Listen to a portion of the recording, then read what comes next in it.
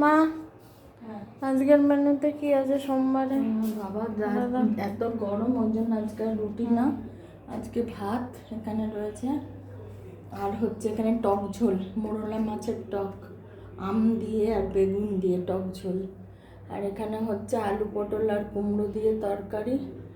আর এটা হচ্ছে মাগুর মাছের মাথা আর মোরলা মাছ দিয়ে শুক্তো, একদম হালকা পাতলা। আর এটা হচ্ছে মাগুর মাছ দিয়ে পেঁয়াজ দিয়ে রসুন দিয়ে একটা একটু ঝাল ঝাল নেই, কিন্তু একটু কালারটা ওরকম এসছে, কাশ্মীরি লঙ্কা দিয়েছি বলে।